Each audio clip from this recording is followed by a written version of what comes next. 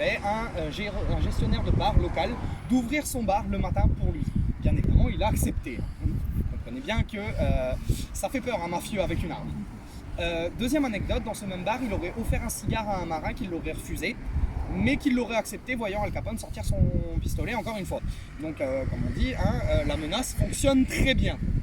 Anecdote assez glauque d'ailleurs, dans ce même bar, avec un coup dans le nez, il aurait rigolé avec deux de ses acolytes sur le fait qu'il devait y avoir pas mal d'argent dans le trésor colonial de Saint-Pierre-et-Miquelon et que ce serait peut-être assez intelligent d'aller y jeter un petit coup d'œil et voir ce qu'il y a à récupérer. Donc quand un grand gangster comme lui dit ça, je pense que les personnes au bar elles devaient se sentir un petit peu inquiètes ou au moins malaisées de la situation dans laquelle se trouvait quand même. Et la dernière anecdote sur sa visite, qui est entre guillemets, on va dire la plus connue, c'est qu'en fait il aurait visité un des entrepôts de stockage d'alcool. Et quand il y serait arrivé, les employés ne savaient pas quoi lui dire. Du coup, ils ont été directement chercher leur patron. Le patron qui en arrivant, lui non plus, ne savait pas trop quoi dire. Du coup, il a complimenté Al Capone sur son chapeau. En lui disant, Monsieur Capone, vous avez effectivement un très magnifique chapeau.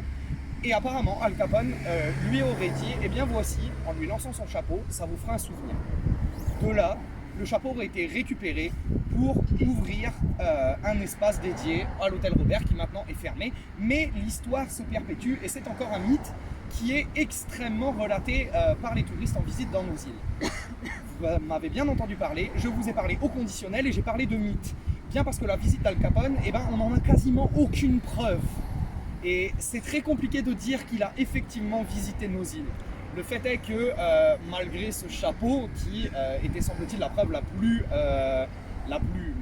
probante, le fait est qu'elle n'est pas si probante que ça et qu'au final, pour vous donner ne serait-ce qu'un argument qui viendrait contredire cette théorie, Al Capone c'était quelqu'un qui n'était pas inquiété par les médias à l'époque.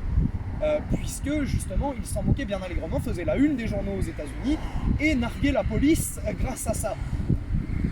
Étant donné qu'à Saint-Pierre-et-Miquelon, il n'était pas considéré comme un criminel, on voit très mal pourquoi il n'aurait pas profité des médias justement pour s'imposer en tant que figure dominante du commerce.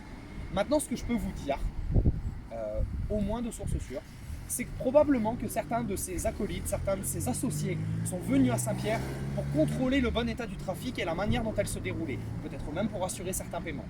Cela dit, la visite du très grand Al Capone à Saint-Pierre-et-Miquelon n'est probablement que mythe.